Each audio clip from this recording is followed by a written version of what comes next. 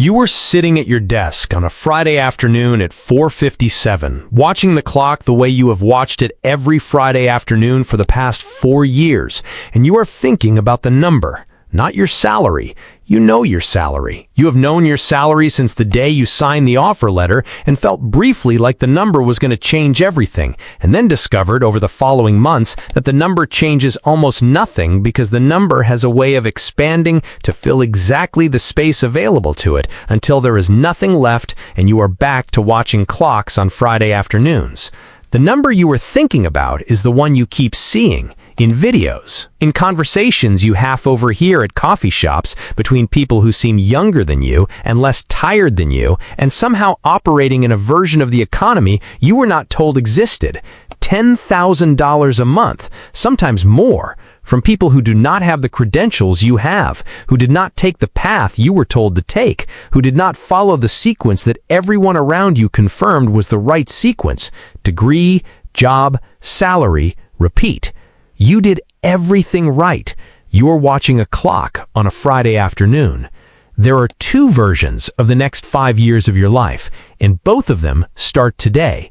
In one version of your life, you stay inside the logic you were given. You wait for the next performance review. You apply for the promotion that may or may not materialize. You keep the job because the job is stable, and stability is the thing you were taught to want, and wanting other things feels somehow irresponsible for a person your age with your obligations. You were not unhappy exactly. You were just aware with increasing clarity that the ceiling above you is visible and fixed, and that on the other side of it, people are living in an economy that operates by completely different rules than the ones you have been following.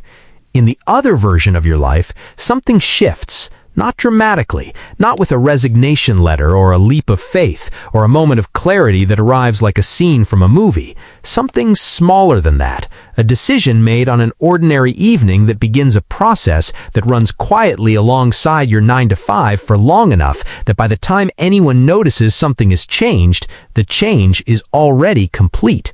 This is the story of that decision and what it produces.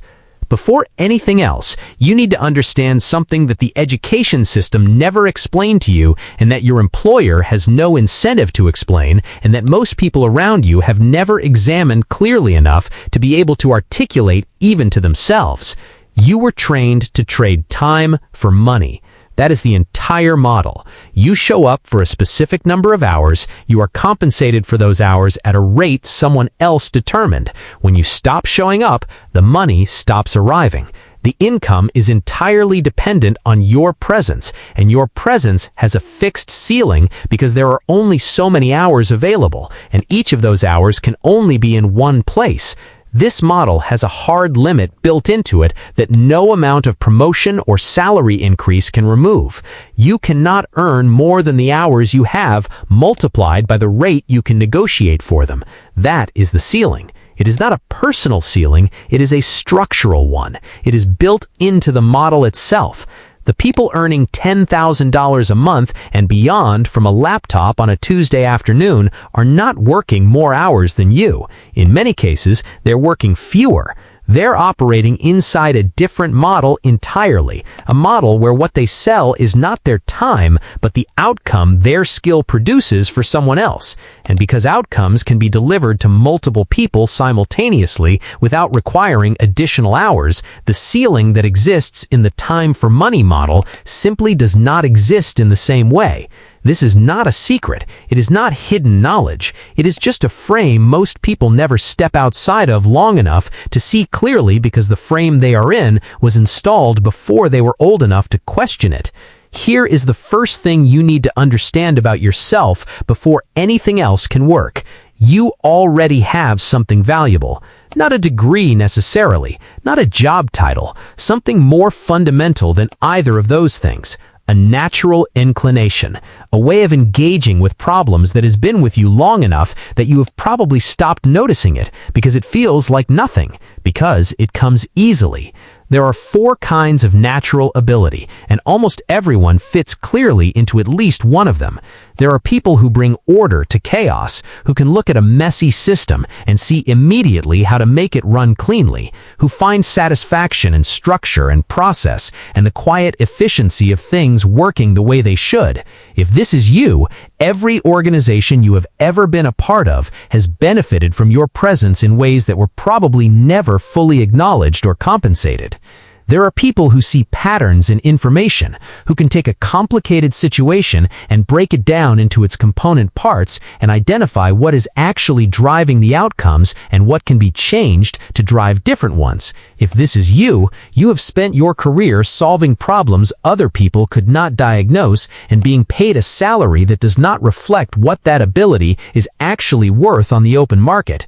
There are people who communicate in ways that move other people, who can explain complex things simply, who can get a room to care about something it didn't care about before they started talking, who can write a message or make a call that changes what someone thinks or decides. If this is you, you have been using a genuinely rare ability in service of someone else's goals and receiving a fixed monthly payment for it. There are people who see differently, who make connections between things other people do not connect, who notice what is missing from something before anyone else identifies it as missing, who produce ideas and concepts and creative output that has commercial value in ways that most traditional employment structures have never been designed to fully capture. You are one of these. You may be more than one. The combination matters less than the recognition, because the path to $10,000 a month and beyond begins not with a business plan or a product or a following or a funding round. It begins with knowing what you actually bring to a problem that someone else would pay to have solved. Now here is the model that turns that ability into income that is not limited by the hours you can work. You sell a service, not your time, a service. The distinction matters. When you sell your time, you are a resource someone rents. When you sell a service, you are a solution someone buys. The first is priced by the hour. The second is priced by the outcome. And outcomes are worth considerably more than hours, because businesses don't care how long something takes. They care what it produces. Every business that exists is trying to do one of three things with money it spends: make more of it, save more of it, or free up the time of the people inside it so that time can be used on things that produce more of it. Any service you can offer that delivers one or more of those three results is a service a business will pay for, and the clearer you can articulate the result you deliver, the more they will pay. Your job at the 9 to 5 continues. Nothing changes on Monday morning. You go in, you do the work, you collect the salary. But on the edges of your existing life, something new is being built. Think about what businesses need right now that most of them cannot find reliably. If your strength is in systems and structure, there are businesses paying significant monthly fees for someone to come in and identify where their operation is losing money through inefficiency and fix it. Not permanently on staff, as an ongoing external resource they access when they need to. You are not an employee, you are a solution they retain. The difference between those two things is the difference between a salary cap and an income that scales with the number of clients you can serve. If your strength is in patterns and analysis, there is an entire economy of businesses that are sitting on data they do not know how to use and making decisions based on instinct that could be made based on evidence. The person who can look at what a business is doing and tell them clearly what is working and what is not, and why the gap exists between where they are and where they want to be, is not a commodity. That person is a strategic resource, and strategic resources are not priced by the hour. If your strength is in communication, there is an almost unlimited market for people who can represent businesses in ways that produce results. Sponsorships that need to be negotiated, partnerships that need someone to identify and pursue them, sales conversations that need someone who understands how to get to yes. Every business that wants to grow needs people who can communicate on its behalf, and most of them are not finding those people through traditional employment channels, because the traditional employment channel prices communication ability at a salary that does not reflect what it is worth. If your strength is in creative thinking, in visual or conceptual output, the digital economy has created an enormous and ongoing demand for people who can make a business recognizable in a crowded market. The way a business looks, the story it tells about itself, the content it produces to build an audience, these are not optional extras for modern businesses. They are the difference between being visible and being invisible. And businesses that understand this pay accordingly for the people who can deliver it. You pick one direction, not the most exciting direction, not the one you think sounds best at a dinner party, the one that aligns most directly with what comes naturally to you, and that meets one of the three requirements: makes money, saves time. You strip it down to its simplest form, not the full vision of what it could eventually become, the most basic version of the thing you can deliver clearly and completely right now. Because the version of you that is waiting until the offering is perfect is the version of you that is still at the desk 4 years from now watching the Friday clock. Your first client will not remember that you were nervous. They will not know that you were figuring it out as you went. They will experience the outcome. And the outcome is what gets you the second client. The second client is what gets you the third. By the time you have 3 clients, you are no longer someone who is trying to start something. You are someone who has started something and is running it alongside the job that still pays the bills, while the new thing builds. This is the loop that compounds. You deliver the service. You learn from the delivery what the real problems are that clients face and what the real solutions look like when they work. You use that learning to improve what you offer. You use what you have improved to charge more for the next client. You use the patterns you start to see across multiple clients to identify where you can remove the most time-consuming parts of your process. You use tools and systems to remove those parts so you can serve more clients in the same amount of time. You go back to the beginning and deliver again, but from a position that is slightly stronger than the last time you were here.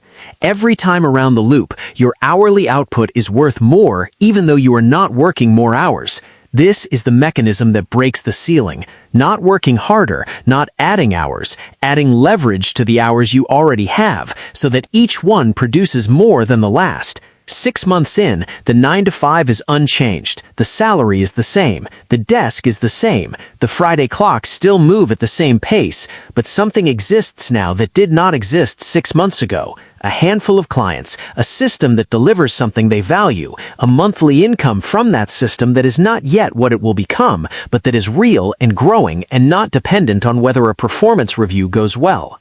12 months in, the gap between the salary and the service income has narrowed. Some months, the service income exceeds the salary, not consistently yet, but enough times that the math of the situation has changed. The other thing that has changed is how you talk about what you do. This is where most people leave money on the table, even after they have built something worth paying for. They describe what they do in terms of the task, the thing they perform, the action they take. And task-level descriptions are priced at task-level rates. The version of you that says, "I manage social media content for businesses," is competing with every other person who manages social media content, and the competition drives the price toward whatever the lowest willing provider will accept. The version of you that says, "I build the content infrastructure that allows businesses to grow their audience consistently without consuming their internal team's attention and time," is describing an outcome that a business can evaluate in terms of what it is worth to them, rather than what the going rate for the task happens to be. These are the same activities, completely different conversations about price. You stop selling what you do, you start selling what it does. The moment that shift happens consistently, the income conversation changes. 2 years in, the 9 to 5 has become optional. Not abandoned yet, optional. The service income is substantial enough that the salary is no longer the thing keeping the structure of your life intact. You are still there because you are building the personal credibility that comes from being in a specific professional environment, because your network inside the industry has value, because the transition from optional to unnecessary is a bridge you are choosing to cross deliberately rather than leaping across in a moment of frustration.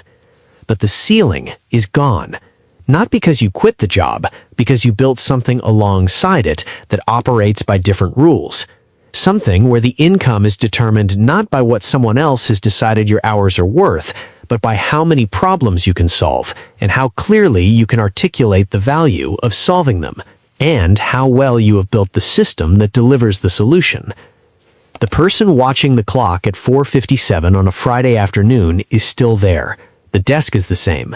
The office is the same, but something has changed that is very difficult to see from the outside. You no longer need the clock to change. That is the whole difference. Not the income number, not the client count, not the months of runway in your savings account. The specific freedom of sitting at a desk you could leave and choosing to be there rather than being required to be there. Most people spend their entire career waiting for that feeling to arrive as a reward for enough years of service. The path in this story produces it differently, not as a reward, as a result of picking one thing, starting before you are ready, staying in the loop long enough for the compounding to become visible, and describing what you do in terms of what it does for the person paying for it. You are at the desk on a Friday afternoon. In one version of your life, you watch the clock until 5. In the other version, you are building something that means the clock is no longer the point. Both versions start with the same salary, the same desk, the same Friday. The only difference is what you do with the edges of the time around it and how long you are willing to stay in the loop before the loop produces what you came for.